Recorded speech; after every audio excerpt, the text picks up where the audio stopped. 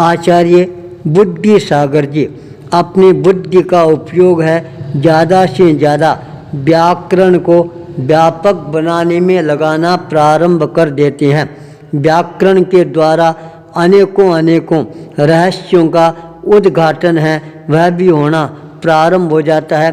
धीरे धीरे पूरे धर्म संघ के अंदर व्याकरण का प्रवेश है करवाने का उनको अवसर है वह प्राप्त हो जाता है। जिनेश्वर सूरी संघ के विकास के लिए अपनी योजनाएं बनाना प्रारंभ कर देते हैं।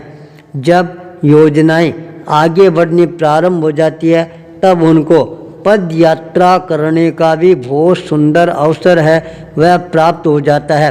गुर्जर प्रदेश की यात्रा इधर पूरे देश के अंदर यात्राओं का दौर प्रारंभ हो जाता है और एक बार जिनेश्वर सूरी का उज्जैन शहर में पधारना होता है और वहाँ से बिहार करके मध्य प्रदेश की धारा नगरी की ओर अपने चरणों को गतिशील बनाना प्रारंभ कर देते हैं।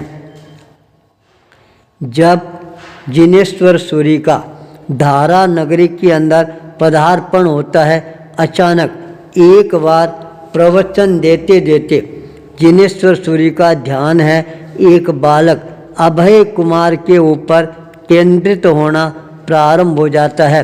उसके चेहरे का आभा मंडल है वह जिनेश्वर सूरी को अपनी ओर आकर्षित करना प्रारंभ कर देता है। बालक के चेहरे का ओज है तेज है ये दोनों देखकर जिनेश्वर सूरी और ज़्यादा प्रभावित होना प्रारंभ कर देते हैं। मन में चिंतन करना प्रारंभ कर देते हैं यदि इस बालक को संयम के लिए तैयार किया जाए तो ये बालक आगे जाकर जिन शासन की धुरी को संभालने के अंदर भी सफलता के साथ आगे बढ़ सकता है। जब जिनेश्वर सूरी का ध्यान उस बालक पर केंद्रित होना प्रारंभ हो जाता है प्रवचन परिसंपन्न होने के पश्चात उस बालक को अपने निकट बुलाते हैं वात्सल्य के साथ उसका नाम पूछते हैं और स्वयं उसके परिवार को पूरा आश्रय प्रदान करने का निश्चय कर लेते हैं। उस बालक के साथ के अंदर उसके घर पर भी स्वयं जिनेश्वर सूरी पधारते हैं। जब परिवार वालों को ये पता लगा इतने बड़े आचार्य और अपने घर पर पधारे हैं परिवार के अंदर और ज़्यादा नया उल्लास और उत्साह का वातावरण है वह बनना प्रारंभ हो जाता है। जब आचार्य प्रवर का घर में प्रवेश होता है उस समय वह बालक अभय कुमार आचार्य प्रवर के सामने आकर नतमस्तक होता है। आचार्य प्रवर ने उसकी ओर देखते हुए कहा तुम्हारे परिवार के अंदर ये बालक है बहुत ही ज़्यादा पुण्यशाली बालक है। इस बालक के पुण्य प्रताप से तुम्हारे कुल का नाम है वह सारे संसार के अंदर रोशन हो सकता है। आचार्य प्रवर के मुखार बिंद से यह शब्द सुनकर पूरा परिवार है वह एक तरह से सात्विक गौरव की अनुभूति करना प्रारंभ कर देता है। देखो आज अनायास ही यह सूरज कैसे हमारे घर में उदित हो गया। जो इतने बड़े आचार्य हैं उनका हमारे यहाँ आना हुआ और हमारे यहाँ पर जन्म लेने वाले बालक के प्रति इस तरह की भावनाएं अभिव्यक्त कर रही हैं मानो यह बालक आगे जाकर हमारे कुल के गौरव को और ज़्यादा गौरवान्वित बनाने वाला बनेगा। पूरा परिवार आचार्य प्रवर के चरणों में नतमस्तक हो जाता है। तब आचार्य प्रवर ने कहा देखो दुनिया के अंदर दान देने वालों की कोई प्रकार की कमी नहीं है।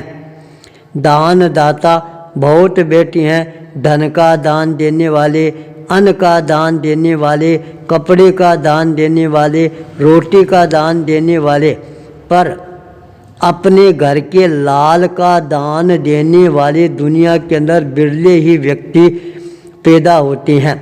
यदि तुम अपने घर के लाल को यदि हमारे को दान देते हो तो यह तुम्हारे परिवार के लिए और ज़्यादा अच्छा रहेगा। यह बात सुनते ही पूरे पारिवारिक जनों का ध्यान है अपने लाल अभय कुमार के ऊपर केंद्रित होना प्रारंभ हो जाता है। समझ जाती हैं इस लाल को प्राप्त करने के लिए ही आचार्य प्रवर आज हमारे घर पर पधारने की अनुकंपा की है। परिवार वाले भी अपने आप को सौभाग्यशाली मानना प्रारंभ कर देते हैं। निवेदन करते हैं, गुरुदेव यदि अभय कुमार आपके पास के अंदर रहता है, पढ़ाई करता है, आगे बढ़ता है, तो आगे जैसे इस तरह की भावना होगी हम उसी के अनुरूप इसके लिए अपने आप को तैयार करना प्रारंभ कर देंगे। परिवार वालों का यह सहकार प्राप्त करने के पश्चात आचार्य जिनेश्वर सूर्य के मन के अंदर ये भावना जग जाती है, अब मैं अपनी शक्ति का शक्तिपात यदि अभय कुमार के भीतर करना प्रारंभ करना चाहूँ तो करके इस अभय कुमार को भी संयम पद का अनुयायी बनाने के अंदर अपने आप को सफलता के साथ में आगे बढ़ा सकता हूँ। आचार्य प्रवर पूरे परिवार वालों को प्रेरणा देकर जब अपने उपाश्रय की ओर अपने चरणों को गतिशील बनाना प्रारंभ कर देते हैं, बालक अभय कुमार है वह भी आचार्य प्रवर के पद चिन्हों का अनुसरण करते हुए आचार्य प्रवर को उपाश्रय तक पहुंचाने के लिए पैदल साथ साथ में चलना प्रारंभ कर देता है। आचार्य प्रवर अपने उपाश्रय में पधारते हैं, आसन पर विराजमान होते हैं। अभय आचार्य प्रवर के चरणों में नतमस्तक होता है, अपने घर की तरफ रवाना होने के लिए तैयार होता है। तब आचार्य प्रवर ने कहा, क्या बात अभय, कहाँ जा रहा है?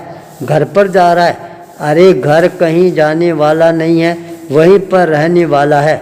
इतने वर्ष तेरे घर में रहते हुए हो गए, क्या अब तुम अपना नया घर है वह तैयार कर सकता है क्या? यह बात बालक के भीतर में एक नई हलचल मचा देता है। नया घर मेरा कौन सा हो सकता है? तब जिनेश्वर सूर्य ने उसके अंतर के घटके पट को खोलते हुए कहा, देख यह बाहर का परिवार है, क्या पता कितनी बार तेरे को मिल गया है, कितनी बार बिछुड़ गया है। यदि तुम संयम के पद पर आगे बढ़कर संयम को अपना परिवार मानना प्रारंभ कर दोगे तो शायद तुम्हारा जन्म और मरण का चक्रव्यूह है यह अपने आप ही टूट जाएगा। तुम अपने आप को संयम पद पर आगे बढ़ाने के लिए तैयार करना प्रारंभ कर दो। यह तुम्हारे लिए बहुत ही अच्छा, शुभ और मंगलकारी रहेगा। आचार्य प्रवर की यह देशना बालक के मन को झकझोर देने वाली बन जाती है। अपना जीवन आचार्य प्रवर के चरणों में समर्पित करने के लिए वह अपने आप को तैयार करना प्रारंभ कर देता है। धीरे धीरे वैराग्य के बीजों का अंकुरण है उसके भीतर होना प्रारंभ हो जाता है और वही वैराग्य एक दिन आगे जाकर फलदार बनना प्रारंभ हो जाता है। उसने अपना पूरा ध्यान है आचार्य जिनेश्वर श्री के चरणों के अंदर स्थापित करना प्रारंभ कर दिया। आचार्य प्रवर भी उस बालक को तैयार करने के अंदर अपनी शक्ति का नियोजन करना प्रारंभ कर देती हैं।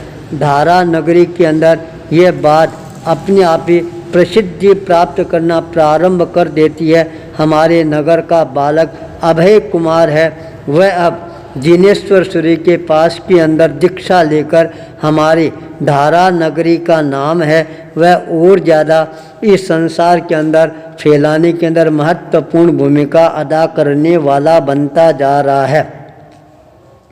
जन भावनाओं के अनुसार धीरे धीरे बालक अभय कुमार दीक्षा के लिए तैयार हो जाता है और एक दिन वह भी आता है जब पूरे परिवार की सहमति प्राप्त होने के पश्चात आचार्य जिनेश्वर सूर्य बालक अभय कुमार को धारा नगरी में ही दीक्षा प्रदान करने का संकेत प्रदान करवा देते हैं।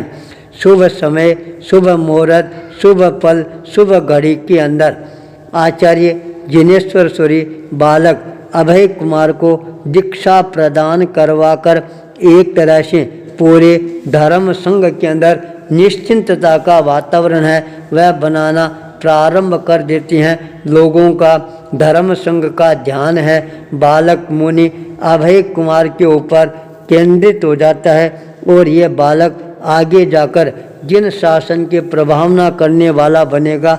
इस तरह की भावनाएं अपने आप ही चारों तरफ गुंजायमान होनी प्रारंभ हो जाती है।